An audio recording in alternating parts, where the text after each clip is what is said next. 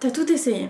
T'as essayé les méthodes de communication non violente, où tu exprimes tes émotions et ensuite tu exprimes tes besoins. T'as essayé de couper court à la conversation et de partir.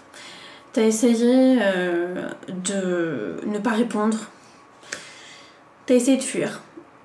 Et rien de tout ça n'a marché. Même si tu essayes de confronter tes parents, rien ne fonctionne. Ils ne respectent toujours pas tes limites. Comment faire? Salut toi!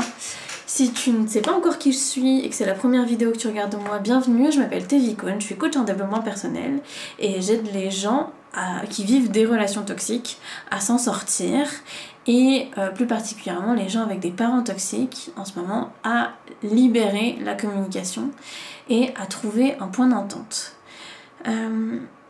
Donc, t'as tout essayé, t'as essayé de mettre en place les méthodes que je t'ai données dans les dernières vidéos et dans mes dernières newsletters. D'ailleurs, si tu n'es pas encore inscrit, je t'invite à cliquer dans la barre dans la description pour t'inscrire. Les conseils qui sont dans mes vidéos représentent vraiment un très petit pourcentage de tout ce qu'il y a dans mes newsletters, donc si tu as envie d'avoir des vrais avis, des vrais conseils qui sont vraiment très construits, beaucoup plus que ce qu'il y a dans mes vidéos, je t'invite à t'inscrire dans ma newsletter et tu recevras un mail de bienvenue, et dans ce mail tout en bas il y a le lien vers ma dernière newsletter. Donc ce que tu aimerais, ça serait trouver un point d'entente et avoir une communication avec tes parents qui ne soit plus dans le cycle de la maltraitance. C'est-à-dire que ils te disent quelque chose de vexant, tu t'en vas, tu prends du recul, ensuite tu culpabilises parce que c'est tes parents et du coup tu as envie de revenir, tu reviens, tu penses que tu vas te faire défoncer, mais pas du tout, ils font comme si de rien n'était, et à partir du moment où tu penses que c'est oublié, c'est là qu'ils te le remettent dans la gueule, et le cycle reboucle, tu fuis, tu culpabilises, tu retournes, tu te fais maltraiter, et ainsi de suite. Donc ce que tu as envie, c'est vraiment de sortir de ça.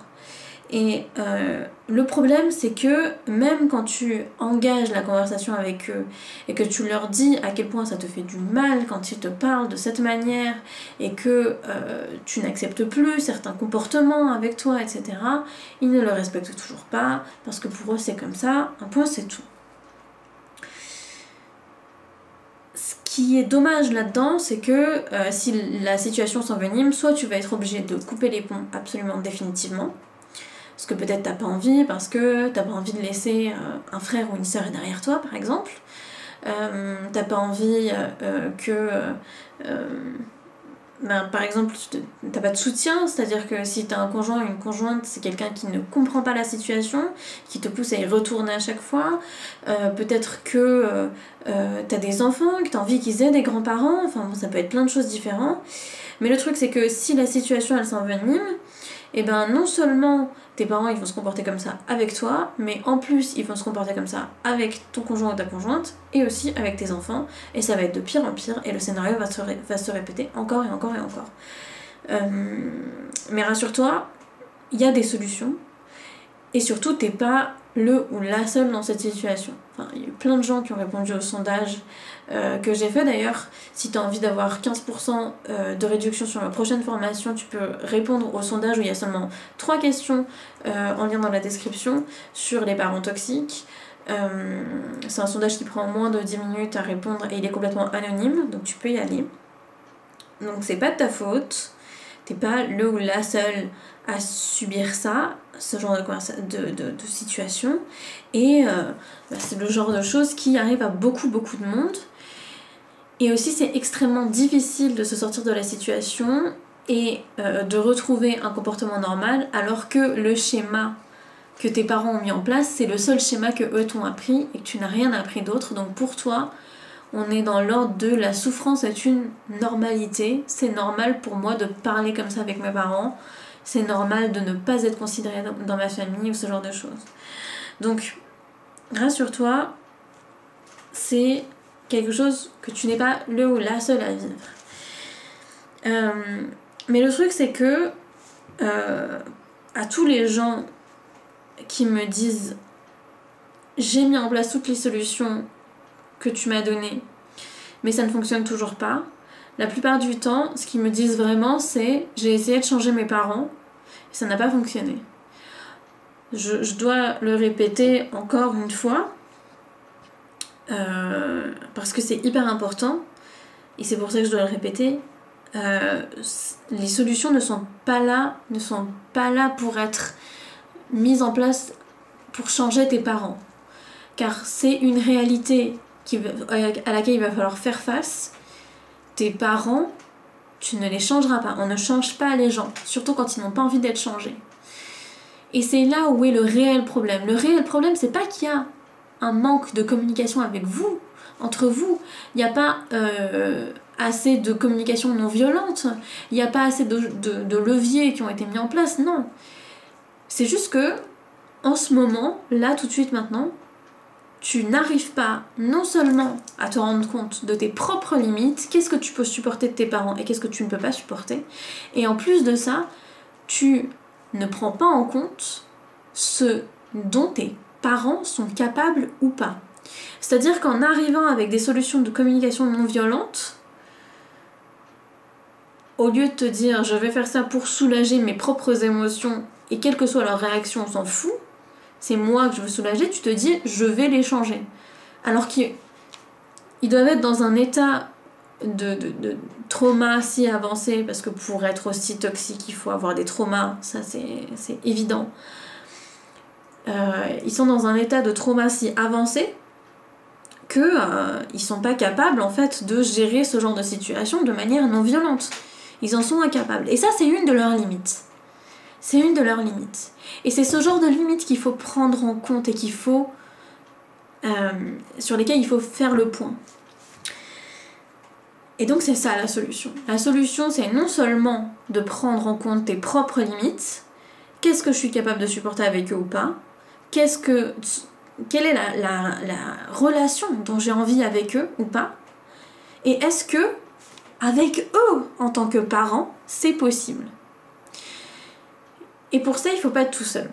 C'est impossible. Il faut demander l'aide d'une personne extérieure parce que mettre en place ce genre de choses, c'est extrêmement difficile.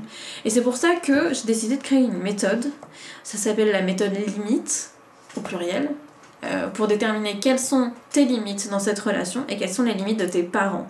Pour savoir si il est possible de garder une communication entre vous ou pas. Et surtout, si la communication est possible, comment le faire ? Comment le faire pour que ça soit le plus positif et le plus bienveillant pour toi, non seulement toi, mais aussi peut-être ton ou ta conjointe, ou alors ton ou tes enfants, selon tes situations. Donc voilà. C'est pour que, non seulement tu puisses avoir une relation avec tes parents si c'est possible, mais aussi arrêter le cycle de la maltraitance. C'est planifier des repas de famille, par exemple, sans avoir peur de se faire défoncer à chaque fois qu'on parle de ton métier ou de ton argent ou alors de la manière dont tu vis ta vie. C'est être serein ou sereine à chaque fois que tu décroches le téléphone et que c'est tes parents qui t'appellent. C'est être sûr que, je sais pas, alors qu'aujourd'hui tu as des enfants ou quand tu auras tes enfants, tes parents ne se comporteront pas de cette manière-là avec eux. C'est apaiser la situation et sortir de ce cycle de la maltraitance qui est là et qui est bien présent aujourd'hui. Et c'est surtout si tu es obligé de voir tes parents, avoir des mécanismes pour gérer la situation, pour que ça soit aussi respectueux que possible pour tes propres émotions, mais toujours en prenant en compte leurs limites. Parce qu'il y a des choses dont ils ne sont pas capables, et ça, faut être complètement réaliste par rapport à la situation. Donc voilà.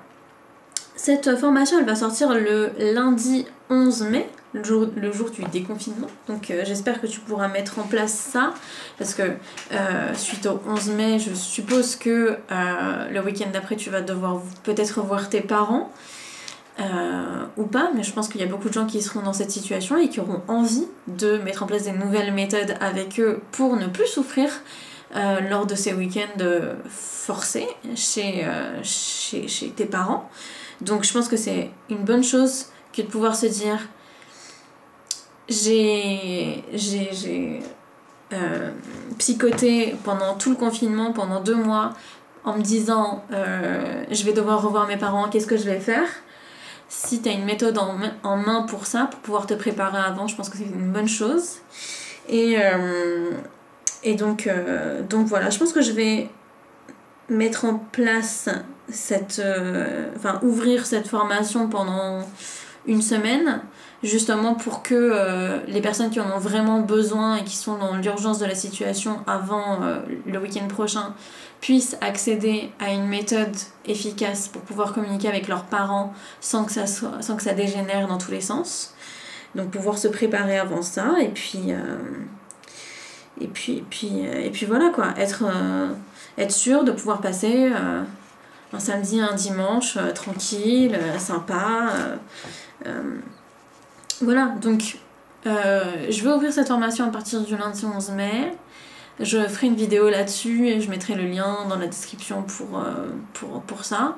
En attendant, si tu as envie d'avoir 15% de réduction sur ma prochaine formation, eh ben, réponds au sondage.